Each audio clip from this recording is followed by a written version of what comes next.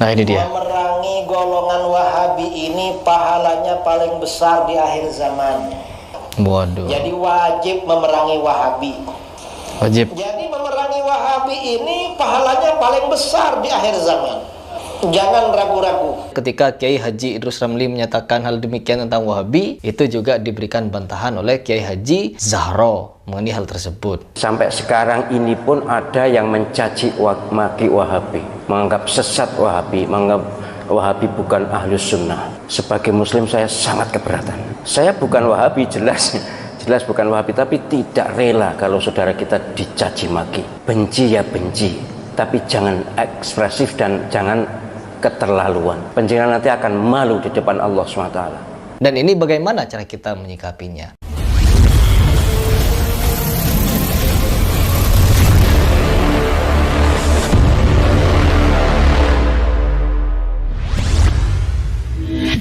Bismillahirrahmanirrahim. Teman-teman, saya mendapatkan suatu berita atau di-share satu video oleh para subscriber saya atau follower saya dari Instagram, di mana ada pernyataan dari Kiai Haji Idrus Ramli, di mana di salah satu ceramahnya beliau memberikan pernyataan untuk memerangi orang-orang Salafi Wahabi, atau katanya mendapatkan pahala yang luar biasa apabila kita memerangi kelompok-kelompok Salafi Wahabi ini.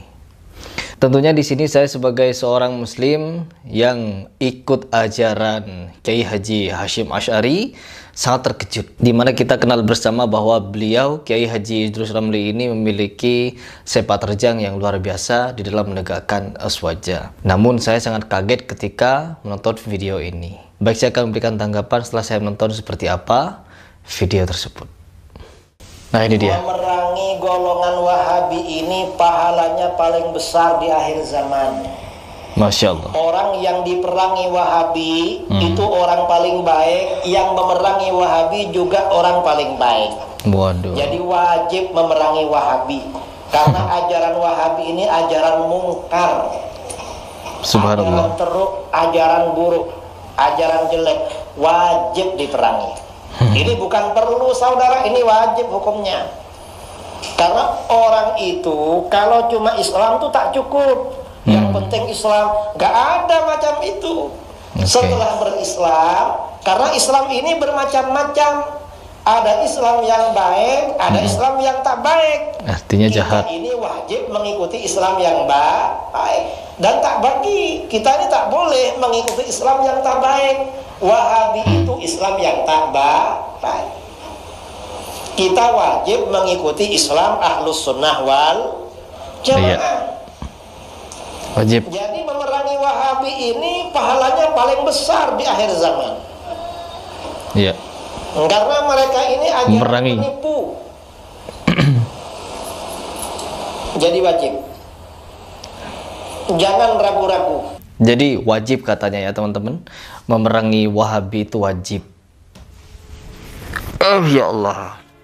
Saya dari dulu itu di dalam memilih panutan atau mendengarkan suatu ceramah dari seorang ustadz adalah mengambil sisi kebaikannya. Saya juga mendengarkan beberapa ceramah atau pengajian dari Kiai Haji Idrus Ramli. Saya juga sering mendengarkan tausiah beliau. Tapi perihal pembahasan Wahabi, saya maklumi. Ya mungkin karena saya seorang muslim yang biasa-biasa saja, yang tidak terlalu ketat masalah perbedaan golongan. Namun saya sebagai seorang muslim yang baik tentunya akan memanusiakan manusia. Meskipun itu golongan Wahabi, Muhammadiyah, Nahdlatul Ulama, dan lain sebagainya, saya memandang mereka sebagai manusia. Jadi saya harus berlaku baik ya. Berlaku baik dengan cara apa? Mendengar apa yang dia ucapkan, apabila ada yang benar ya kita ikuti. Karena apa? Mereka adalah orang ahli ilmu. Beda lagi apabila orang yang berbicara adalah preman atau orang-orang yang bodoh di dalam segi akidah atau di segi fikih. Maka kita tidak boleh mengambil rujukan. Jangan mengambil apapun yang keluar dari mulut orang yang tidak berilmu. Karena bisa jadi apa yang disampaikannya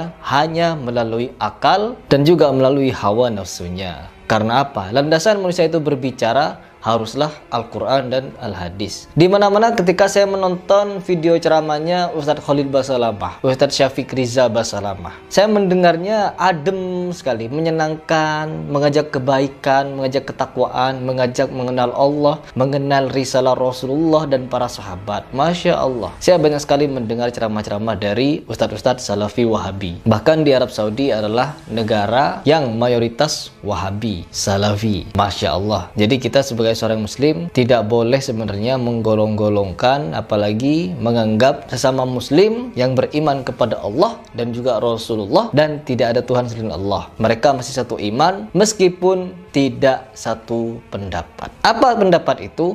Yaitu mengenai misalkan seperti tahlilan, ya, seperti kunut, seperti Maulid Nabi, ya. Memang hal-hal ini juga sudah menjadi perbedaan antara Muhammadiyah dan NU, di mana Muhammadiyah tidak merayakan hal-hal seperti ini dan hanya dilakukan oleh orang-orang NU.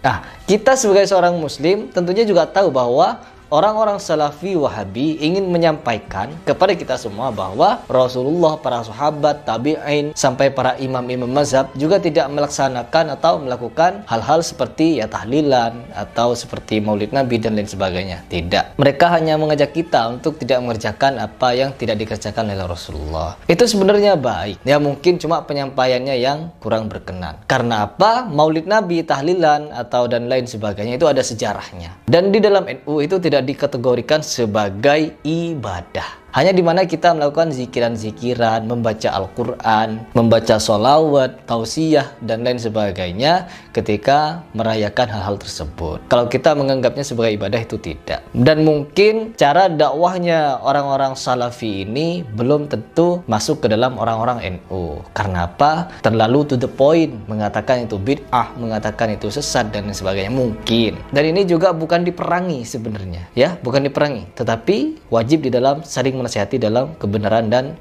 kesabaran. Untuk tidak melaksanakan tahlilan, ya ada caranya untuk menyampaikan dengan cara yang benar dan juga sabar. Dan untuk membantahnya juga dengan cara yang benar dan sabar. Tanpa harus perang, tanpa harus saling mencaci maki atau menghujat. Tentunya saya sangat menyayangkan tindakan atau pernyataan dari Kiai Haji Idrus Ramli ini. Karena apa? Ini bisa menjadi polemik lagi ke depannya untuk tidak menerima saudara-saudara kita yang berpaham seperti orang-orang Salafi ini. Saya juga banyak murid-murid yang berpaham Salafi. Saya juga banyak murid-murid yang berpaham Muhammadiyah, ikut Muhammadiyah tapi pemahamannya NU, ada yang NU tapi cinta Muhammadiyah, dan begitu seterusnya. Kita tidak pernah mempermasalahkan hal demikian. Karena apa? Kita itu sama-sama muslim dan memiliki landasan yang sama-sama kuat. Dimana ketika kita memiliki landasan, orang Salafi berbicara hal demikian juga memiliki landasan. Dan mereka tidak melaksanakan juga tidak masalah. Dan tentulah kita sebagai seorang muslim yang baik harus menjadi penengah yang juga baik untuk melerai pertikaian antara ulama-ulama kita di sana. Baik, sebelum saya lanjutkan, teman-teman coba simak pernyataan dari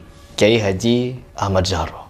Pertama yang harus diketahui, Wahabi itu ada dua macam. Ada Wahabi Khawarij, Abdul Wahab bin Sulaiman, itu Al-Khariji, Khawarij, itu yang sesat karena mereka mengkafirkan kita semuanya. Ada yang Muhammad bin Abdul Wahab, itu Wahabi yang sekarang ada di Saudi Arabia itu. Memang zaman tahun 20-an, 30-an itu ketika Wahabi atau pemerintah Saudi baru terbentuk, mereka kerjasama dengan ulama Wahabi, itu keras sekali. Akan membongkar makam Nabi, ya akan memindahkan makam Nabi, semua wirid dilarang dan sebagainya. Keras sekali sehingga berdirilah NU merespon itu, dan ormas-ormas di dunia keberatan dengan langkah Wahabi. Dalam perundingan akhirnya berhasil. Tapi kemudian dilanjutkan oleh generasi yang kurang mengenal Wahabi. Sampai sekarang ini pun ada yang mencaci maki Wahabi, menganggap sesat Wahabi, menganggap Wahabi bukan ahlus sunnah. Sebagai muslim saya sangat keberatan.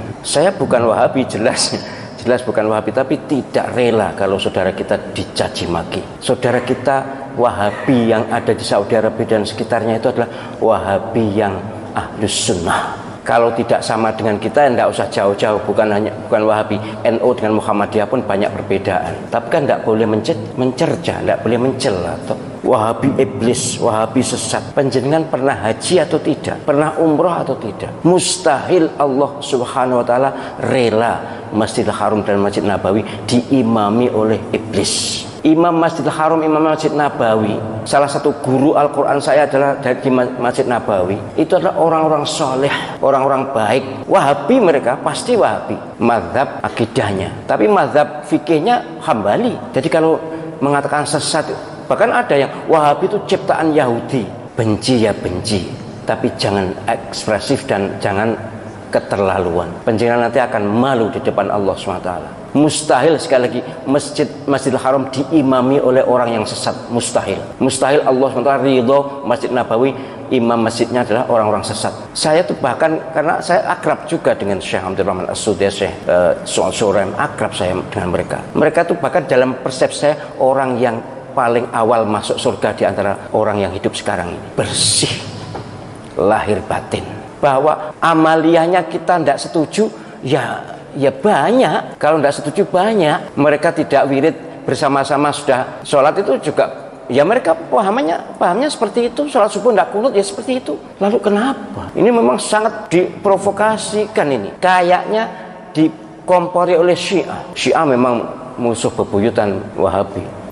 Baik, teman-teman, itu adalah pernyataan dari Kiai Haji Zahro, di mana beliau juga memberikan pandangan atau pendapat sebenarnya bagaimana cara kita bersikap terhadap saudara-saudara kita yang memiliki pandangan yang berbeda seperti Salafi Wahabi. Tentunya kita sebagai seorang muslim, kita harus pandai memilah dan memilih, yaitu bagaimana cara kita bersikap ketika kita mendengarkan suatu pernyataan yang dibuat oleh Kiai Haji Idrus Ramli, mungkin dari Kiai Haji Zahro atau Ustadz Khalid Basalamah, Ustadz Riza Basalamah, Ustadz Abdul Somad dan lain sebagainya, ketika apa yang mereka sampaikan kurang sejalan dengan Quran dan hadis. Contohnya ketika Kiai Haji Idrus Ramli menyatakan hal demikian tentang Wahabi, itu juga diberikan bantahan oleh Kiai Haji Zahro mengenai hal tersebut. Dan ini bagaimana cara kita menyikapinya?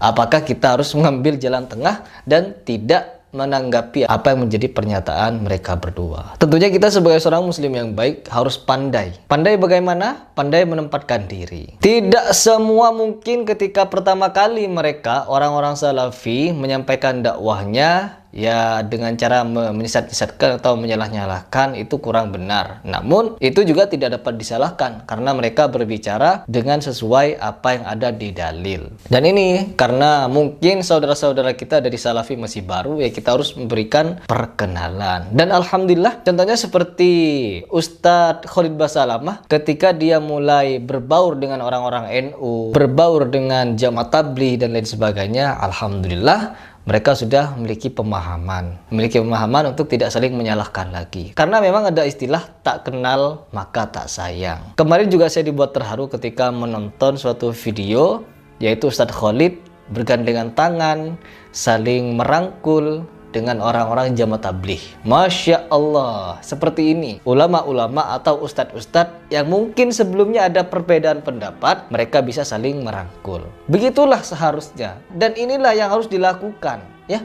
Bukan kita sesama muslim mendebat. Sesama muslim seharusnya bukan mendebat, melainkan mengembalikan apa yang sebenarnya terjadi atau apa yang menjadi hukum untuk kita lihat bersama melalui Al-Quran dan Al-Hadis. Kita kembali kepada Al-Quran dan Al-Hadis. Karena memang itu yang Rasulullah anjurkan ketika ada permasalahan. Kita memang wajib memilih panutan terbaik. Apa terbaik? Yaitu orang-orang yang berpegang teguh kepada Ahlussunnah wal Jamaah. Apakah orang Wahabi ini tidak berpegang teguh pada Ahlussunnah wal Jamaah? Tentunya mereka juga berpegang, dan mereka ini berusaha untuk mendakwahkan ajaran-ajaran yang hak. Apa yang hak? Yaitu ajaran-ajaran yang ada hanya di dalam Al-Quran dan Al-Hadis. Yang di luar itu mereka tidak mengikuti atau tidak membenarkan. Nah, ini juga benar, ya, karena mereka mau beribadah sesuai dengan bagaimana Rasulullah beribadah. Dan mereka tidak mau beribadah apa yang tidak Rasulullah atau para sahabat atau para imam mazhab tidak melakukannya. Ini juga benar. Ya, kita harus mengalami perubahan. Perubahan apa itu?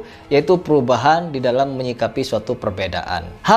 Kita harus dewasa. Ya, bukan berarti di sini saya ingin menasihati para kiai atau para ustadz. No. Tetapi saya sebagai sesama muslim, tentunya yang pertama yang saya nasihati adalah diri saya. Dan yang kedua adalah orang-orang terdekat saya, dan baru berikutnya orang-orang yang kenal saya meskipun dari jauh, seperti kalian di media sosial. Yuk kita serukan kepada tokoh-tokoh kita untuk bersatu padu. Hindari pertikaian, hindari permusuhan. Marilah kita saling merangkul, jangan saling menjatuhkan. Ada perbedaan, kembalilah kepada Al-Quran dan Al-Hadis, dan berjabat tangan akan menggugurkan dosa, mendatangkan rahmat Allah Subhanahu wa taala. Karena apa? Kita masih bernaung kepada kalimat syahadat yang sama. Asyhadu an la ilaha illallah wa asyhadu anna Muhammadar Rasulullah.